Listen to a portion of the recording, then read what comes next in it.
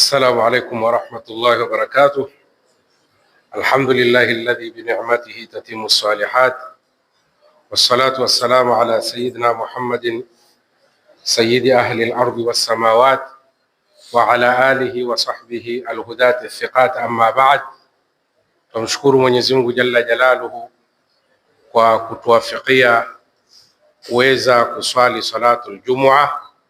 Mwenyezi Mungu aitakabali swala yetu, Mwenyezi Mungu aitakabali amali zetu.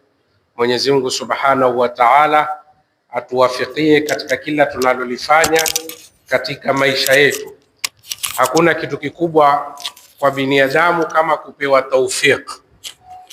Taufiki ndiyo jambo binadamu analoliomba katika maisha yake. Na taufiki ni nini? Taufiki ni kwanza ni kitu adimu, ni kitu cha si rahisi kupatikana. Ulama kuambia hata taufiki katika Qur'ani imetajwa mara moja tu, wama taufiki illa billahi, taufiki yangu iko kwa Mwenyezi Mungu. Taufiki maana yake ni uwafikiwe katika lile unalolifanya, liwe lile unalolifanya lamridhisha Mwenyezi Mungu. Mwenyezi Mungu akuhifadhi, akuchunge chunge mpaka ulifanye lile ambalo kwamba lamridhisha, ndio yaitwa taufiki. Na taufiki binadamu haiwezi kuipata. Taufiki yatoka mbinguni, taufiki yatoka mbinguni. Ulama kwambia hakuna kitu bora kiloteremka kutoka mbinguni kuja ardhini kama taufiki. Taufiki ndio kitu bora kilotoka mbinguni kuja ardhini, na hakuna kitu bora ardhini kilopatikana kwenda mbinguni kama ikhlas. Mwenyezi Mungu akikupa taufiki na wewe katika ile taufiki ya Mwenyezi Mungu ikapatikana ikhlas, manake wewe katika lile jambo lako umefaulu. Mwenyezi Mungu amekupa taufiki ukaja mpaka msikitini kuswali, ni taufiki ya Mwenyezi Mungu.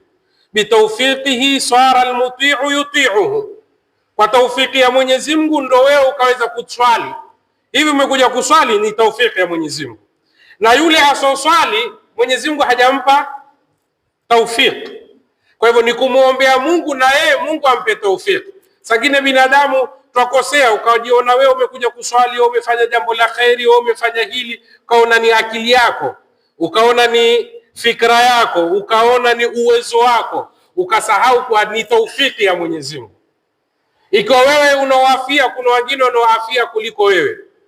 Ikiwa wewe una akili, kuna wengine wana akili. Kwa nini yule haswali? Kwa ajili Mwenyezi Mungu hajampa taufiki ya kuja msikitini. Sasa wewe ukifika msikitini kuswali ni taufiki ya Mwenyezi Mungu. Sasa ile taufiki imekupata wewe, sasa wewe uloletewa taufiki, kitu kikubwa ufanye nini? Ufanye ikhlasi katika ile taufiki. Mimi nimeswali, Mwenyezi Mungu ameniafikia kuswali, sasa nafanya ikhlasi katika sala yangu ile taufiki nisiipitishe patupu. Na ikhlasi ndo ruhul amal. Ruhu ya amali ya binadamu ni ikhlas. Amal ni kama kiwiliwili tu. Kiwiliwili kikikosa ruhu, kile kiwiliwili hakina tena maana. Hata binadamu, wewe hapa waitwa mtu, waitwa Umar, waitwa Saleh, waitwa Muhammad, kwa ajili wanao nini? Roho. Leo hivi sasa mmoja mimi hapa nikatoka nje pale, ikawa umri wangu umeisha, roho imetoka, nitaitwa tena jina langu?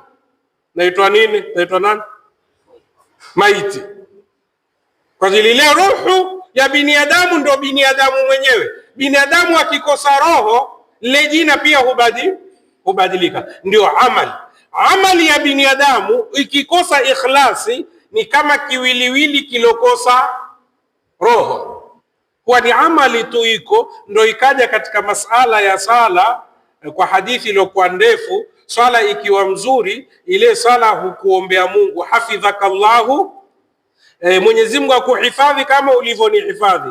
Na swala ikiwa mbaya, usitekeleze rukuni zake, sujudi zake, sharaiti zake, ile swala inakuapiza na kuambia dhayyaka Allahu, Mwenyezi Mungu akuangamize, Mwenyezi Mungu akupoteze. Ile swala inachukuliwa inafanywa kama nguo ya zamani, nguo tambara wapigwa nao katika uso wako.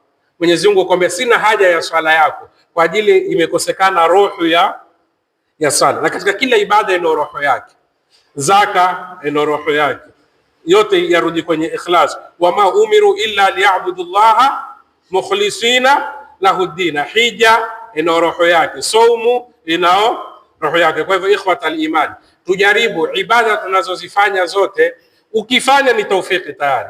Sasa katika ile taufiki wewe uipigilie hatua, uipatie nini? Ikhlas. Mwenyezi Mungu atutakabalie sala zetu, atujalie ni katika mukhlisina lahu dina. Mwenyezi Mungu Subhanahu wa Ta'ala atukubalie Jumaa yetu. Mwenyezi Mungu wagonjwa wape afya, wenye dhiki Mwenyezi Mungu aondoshee dhiki zao, wenye matatizo Mwenyezi Mungu aondoshee matatizo yao, na kila la kheri Mwenyezi Mungu atuletee, na kila la shari Mwenyezi Mungu atuepushie.